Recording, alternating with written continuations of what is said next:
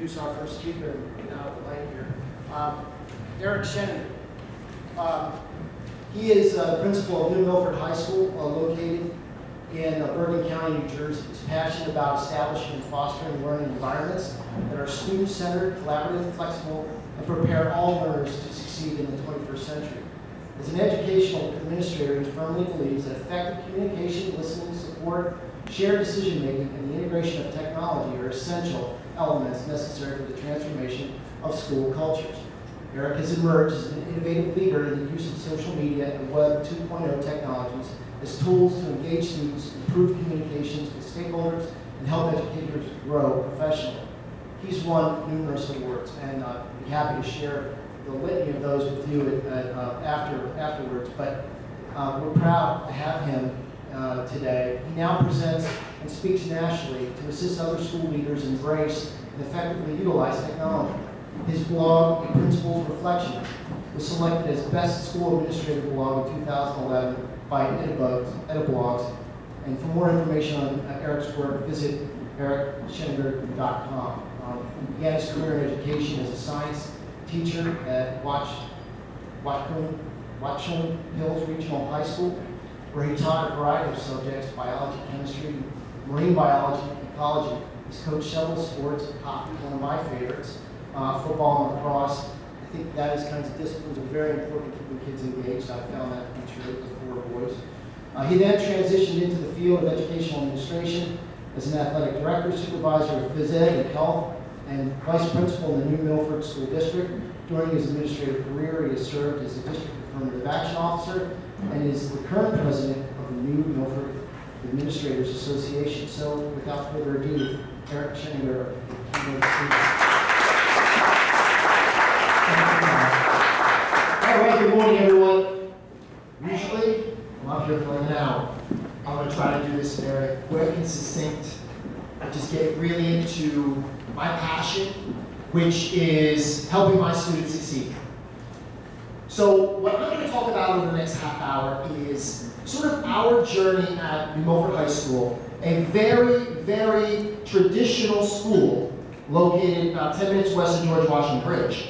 How we have radically transformed our teaching and learning culture that really is parallel to the world that we're preparing our students for.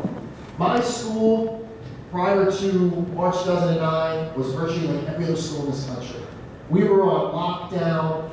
We really thought we understood technology, which was, well, let's just put technology in classrooms and great things are going to happen. Well, that was the furthest thing from the truth. As we know, the landscape is changing. There's so many advances in technology, and we were always trying to play catch up. And I think as a school administrator, it was very difficult for me to actually work with my teachers and students when I really didn't have a firm understanding of how these plethora of tools could really be used to unleash the creativity of our students. And I think more significant than the landscape shifts is the impact that's having on our learners. And many schools do not acknowledge the fact that our learners are wired differently. They're growing up in a world that is more engaging than school. So what happens? They come to our buildings and they automatically check out. I have my children, I live in New York City, I live in Staten Island. My son loves playing Minecraft. And you want to know, as an educator and as a parent, what am I watching my son do every day? He's creating, he's collaborating, he's communicating, he's developing essential digital media literacies, all at home. But more often than not, students like my son's lucky, he's blessed to go to a great school, PS3 in Staten Island, where the principal is a forward-thinking educator. Many kids in New York City will go to schools, and so like Todd said, devices, social media, interactive games, no way. And I walk through so many schools in this country, and if I was a kid, I would be bored out of my mind.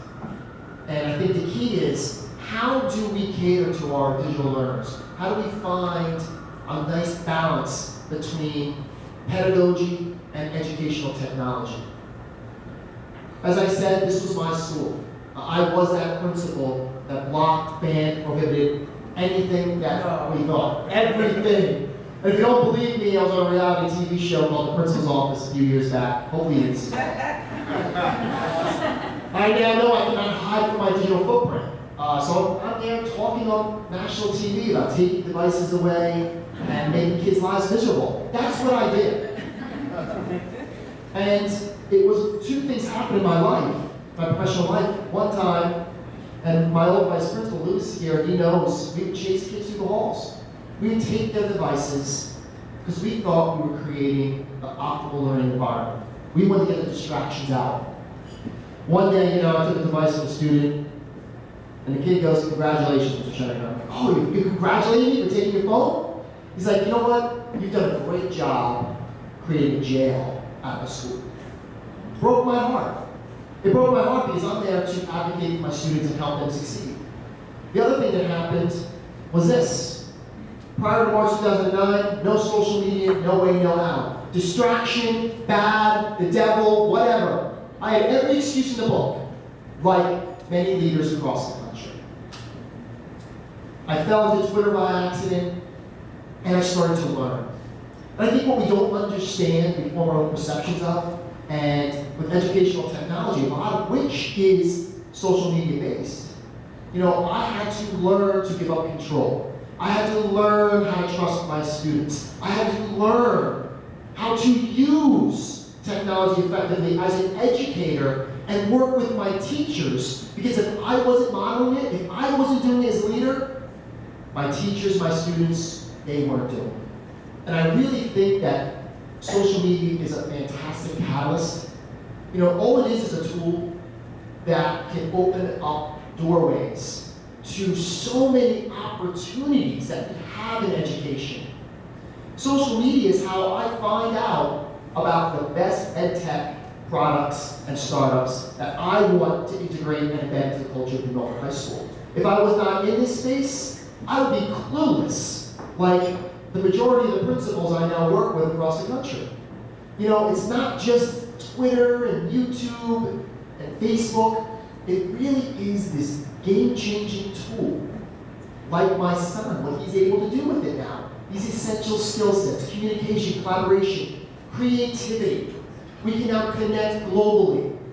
We can develop essential media literacies. It's endless. This is what we need going on in our classrooms. We don't need testing our students with technology, because guess what? More often than not, they're going to hate coming to school.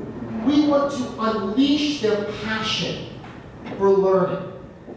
So I think for us, our journey was, how do we get past the stigma of social media and move forward to create schools that students want to be a part of? When kids come to school in kindergarten, they're so innocent, they can't wait. They love to learn. By the time they leave high school, they can't stand it. They hate it. Because we take every engaging tool away from them. People like I used to be. And I'm just glad that we've started this journey and things are changing. So when I speak to educators, I think we have to jump on the bandwagon, because this is not a silver bullet, but I really think social media presents a variety of opportunities for us as educators to learn about the different tools that you have. That's where I go to find out what I can do better to better prepare my students to be successful in the world that we're preparing them to be successful in. So when I look at how we've transformed the culture in Milford High School, technology has been such an integral component of that transformation. Everything that I do as a principal in utilizing technology, it's integrated into my professional practice. So first and foremost, student engagement and learning, communication, public relations, creating a brand presence, professional growth and opportunity. When we look at engagement, listen, we're not at a loss for tools. We are not at a loss for tools, and I think the most important part of how do we give up control, allow our students to use these tools, is developing a pedagogical mindset for how will these tools not only engage kids, not only enhance learning, but increase achievement. Because that's the end game. No matter what it comes down to, how does all of this translate into students doing better, developing a passion for learning. Now, as you can see here, a lot of these tools that we use there's many schools, they won't even touch things like Twitter and Instagram. We have students that actually use Instagram to demonstrate conceptual mastery of English concepts, all aligned to the Common Core. In our digital journalism class, students have to have a Twitter account. Why? Because real journalists use Twitter. And our students are empowered to tweet breaking news as it happens, even if they're in an AP class. Because that is the real world. We're using Poll Everywhere with our mobile learning devices, as we call them. We're a bring your own device school district. Our kids can bring whatever they want to connect to the internet. And we empower them, we empower them to use real world tools to solve real world problems. We want the tools, because the kids want to use the tools. But if there's no assessment component attached to it, it's a waste of time. I've seen so many districts just throw money out there with no plan on how they're going to integrate it into a learning environment. But with all of these things, and I can go on and on, it's ubiquitous. We want students to come in and see the different technological tools they have available that are going to help them to be successful. This is a typical day in Milford High School. We take advantage of every resource available to us, both free and paid, that I vet online, to help our students be engaged in the learning process. This is the National Education Reporter for USA Today. He's in a Google Hangout with our digital journalism class. As you can see, our students, these are all their own devices. They're not school provided. We have enough of that stuff as well. But phones, laptops, tablets, whatever. Students should be allowed. We have a problem in education where we think kids are not going to behave properly and they don't have a sense of digital responsibility and citizenship. You know why they don't? Because schools are not educating students on digital responsibility and citizenship. We don't have cyberbullying issues in Milford. Why? Because our students see these as tools. That's what we model, that's what we promote. This is from one of my great friends, Bill Farragher. So many times technology is about the wrong answers. It's about making prezzies, starting blogs, creating Wordles, designing flip charts. Yeah, that's great.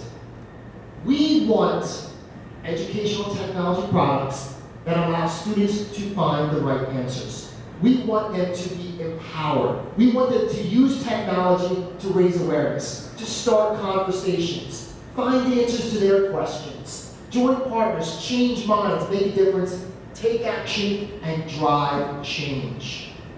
This is meaningful learning. Technology, it's just a tool. It's not a learning outcome. But when we develop products and a mindset that focuses on this, technology is such a powerful tool to really unleash the passion and creativity of our kids. We focus on higher order skills. So what are we looking for in schools? What am I looking for when we integrate technology? We want students to be able to create. We want to unleash it. Yes, it's messy. People are afraid of creativity because there's no script. The hardest part about this is how do you assess it? Because we're so brainwashed that assessment has to be bubbling in answers with a pencil or paper. That's not what our kids want to do. They want to be able to communicate with other countries. They want to collaborate on projects. But again, there's a wealth of tools out there. We all know that. But this is what we're looking for. Creation, evaluation, analysis. That's how we structure our technology integration at New Milford High School. We are not as concerned about standardized tests. I know I shouldn't be saying that. Listen, my students will not remember how many times they got tested. But you want to know something? They'll remember every authentic experience we provided for them, with or without technology, that focuses on these skill sets. This is the real world. This is what the real world demands. We need students to be creative, they need to think critically, solve problems. What about developing a sense of entrepreneurship? I mean, this is what we should be focusing on, and technology plays a very important role in enhancing these essential skill sets. What do we want kids to do? I mean, I know this is a lot of stuff on here. Independent inquirers, critical thinkers, reflective learners, working in teams, self-managers, effective participators. Technology allows us to do all these things if the environment is structured correctly. This is another example of our students using their technology. These are school laptops, but as you can see, this, look, archaic technology, paper and pen, real world technology. Students need to develop a sense of how can this help them master whatever they want. Our students use their tools just as they were paper and pencil. Our kids, just like I go to speak all the time, people will take pictures with their iPads and phones. That's what my kids do in class. And my teachers don't say, oh, put the device down. Because that's not the real world. Imagine if Todd got up here and said today, you know what, everyone power down, take your devices off, okay? How would that make you feel?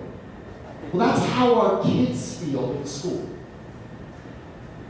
We need to open, throw out the red carpet, invite these devices in, give up control, and teach our kids how these can be used as tools for learning, tools for research, and how they can be more productive with their lives using tools like Evernote, Edmodo, Dropbox. Those are all things that our kids use. Again, another picture, even though we have desks, we don't put them in rows because we know that we need to break that mold. But again, we want to focus on those essential skills where the kids are collaborating, they're communicating with each other, and they're also using their technology to help accomplish any type of learning goal that's set. My second pillar is communication. You know, I think this is so important is we need to meet our stakeholders where they're at. Our stakeholders are on Twitter, they're on Facebook. We've learned that as a school. We're now communicating basic information, just like many of you are for your respective institutions and companies. You know, information is there.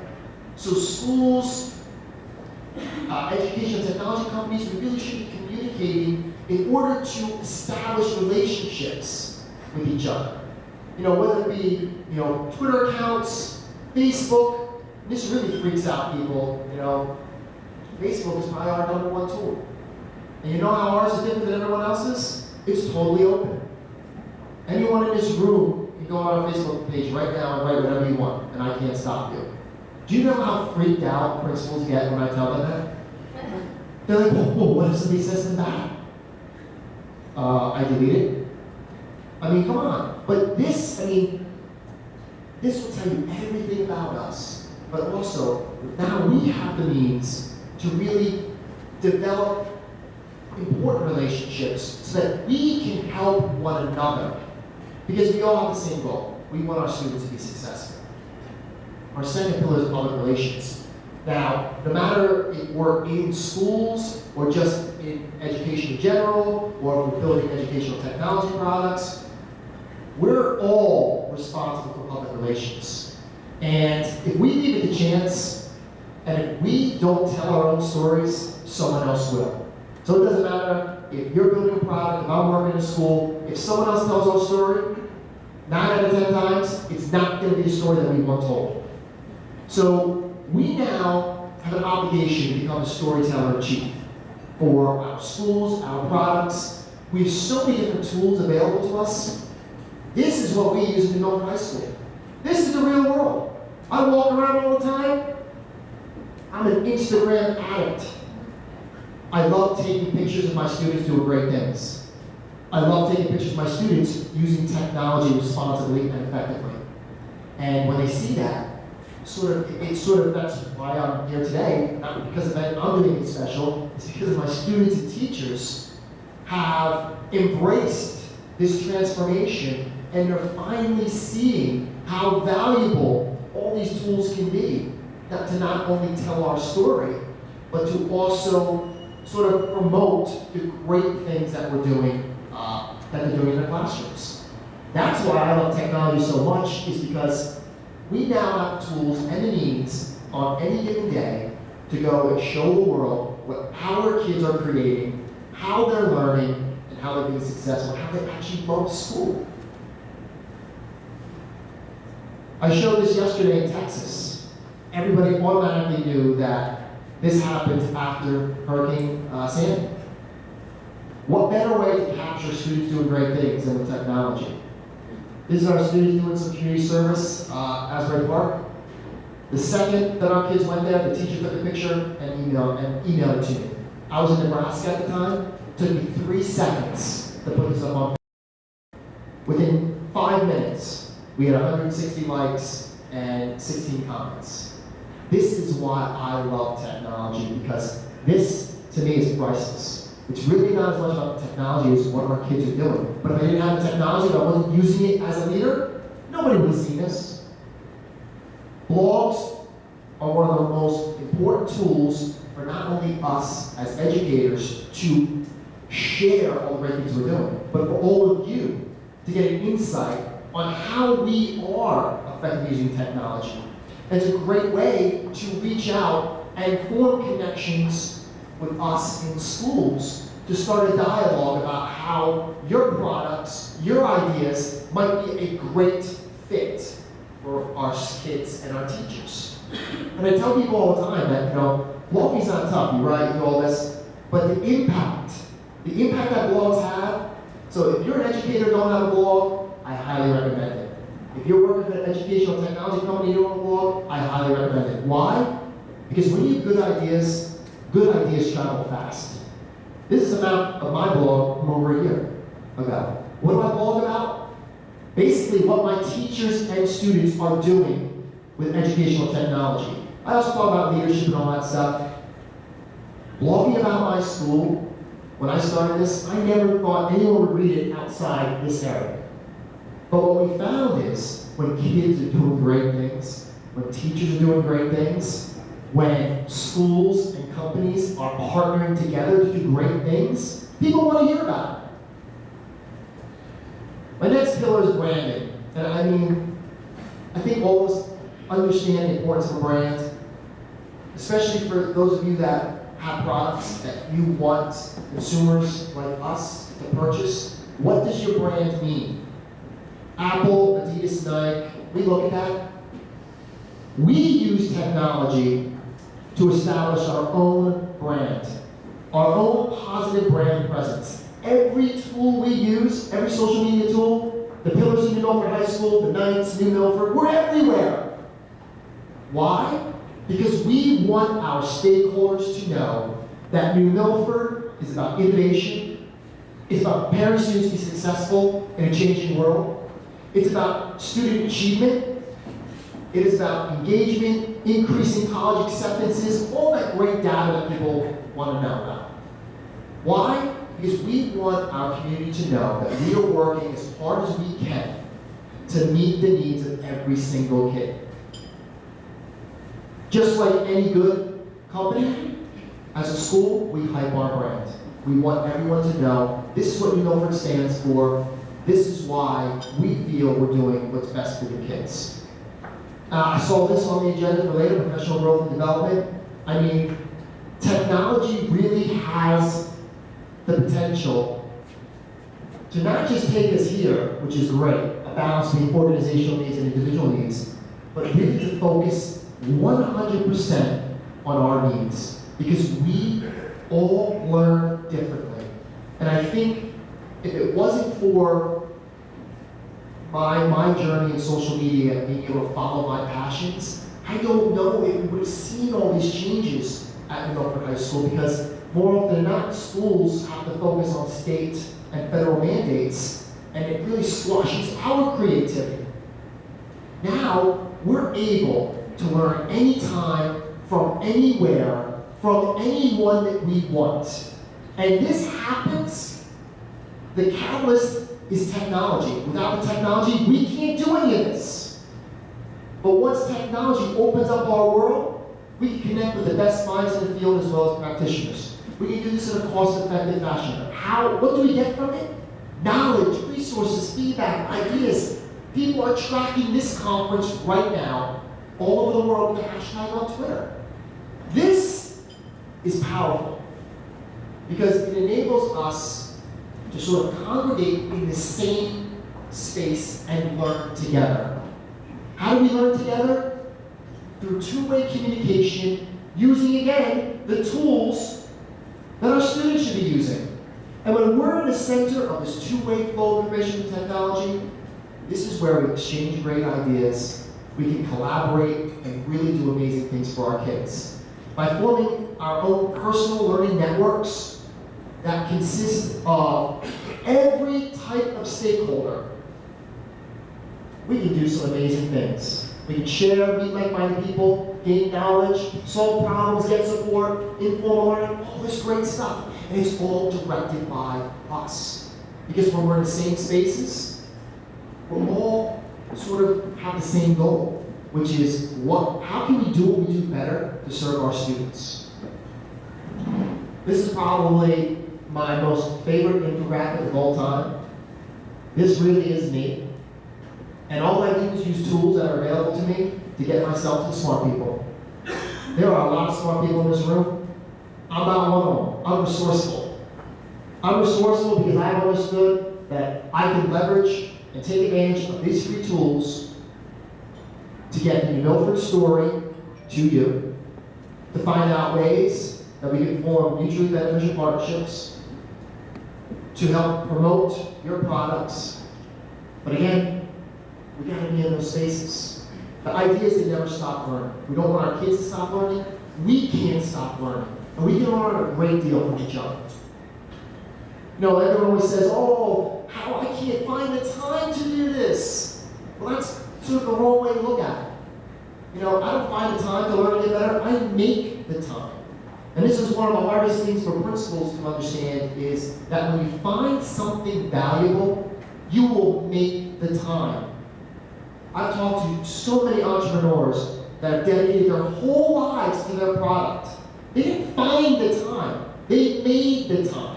And when you make the time, great things happen. And the sky really is the limit. You know, our sort of last pillar, well, my last pillar is opportunity.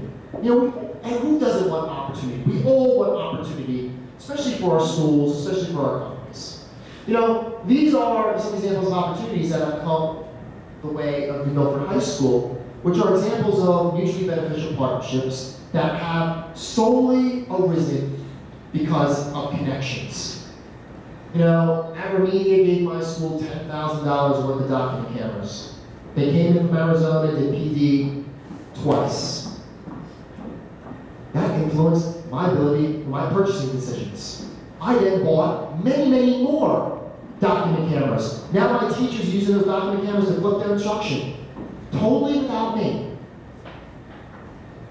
I hosted a conference at Milford High School. One of my co-hosts is TEQ, Tech. Great partner. What do? We put an unprecedented conference for educators in the Northeast. 400 people from 10 different states in Canada come to my school. And what do? We talk about how we can innovate, how we can integrate technology, and we're able to get some of the best presenters in the country from the little Milford. The sole purpose of the whole, how can we use the right pedagogy to integrate these tools to help students succeed. You know, we Skype all the time with Holocaust survivors. An organization in North Jersey contacted me and said, this is great. I said, don't talk to me, talk to my teacher. They flew one of my teachers out to Israel for a week. And then 2 weeks later, a contingent of Israeli administrators came to New Milford for a summit. And that's an unprecedented opportunity. Our students have worked with the Newark Museum, helping them bring their curation to the 21st century by teaching them how they can use web-based tools to better cater to students today. We work with ClassLink, a bring-your-own-device solution for our students. I mean, the list goes on and on and on. Our kids went to Google here in New York and tried out the Chromebooks years ago, where we give feedback to the engineers. So those are the type of priceless opportunities that have risen for our students, all because of the connections gained through social media. You know, when we talk about, you know, how do we do all this in safe and effective ways. Utilizing web-based tools, social media, keeping professional, always knowing your role within the community, thinking before you post on the internet. It just mind-boggles me that people don't think before they post on the internet.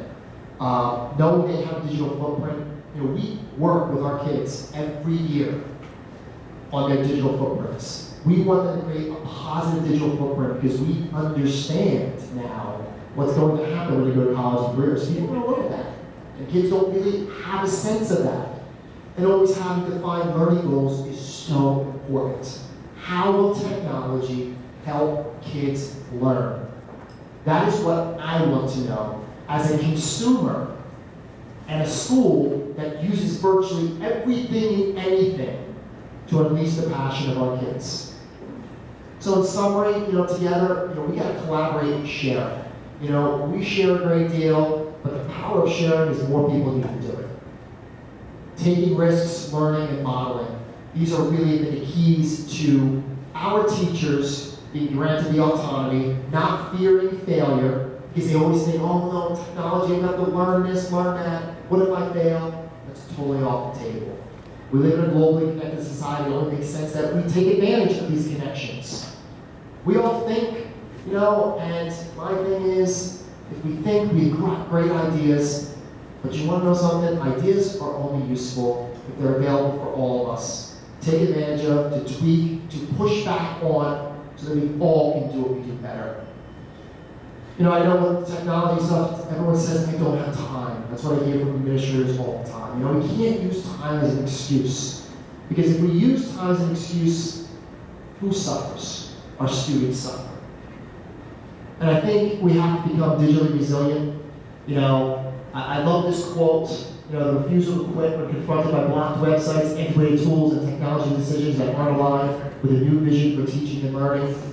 This is where it's at. All of us here need to collectively develop what this new vision is and how it really is going to establish a new and better pathway for teaching and learning. Because if we don't, our schools risk becoming more and more irrelevant by the minute. And when our schools are irrelevant and not meaningful, kids don't want to come. And finally, it's about passion. We need to take our passion, make it happen. Thank you very much for your time, and enjoy the day.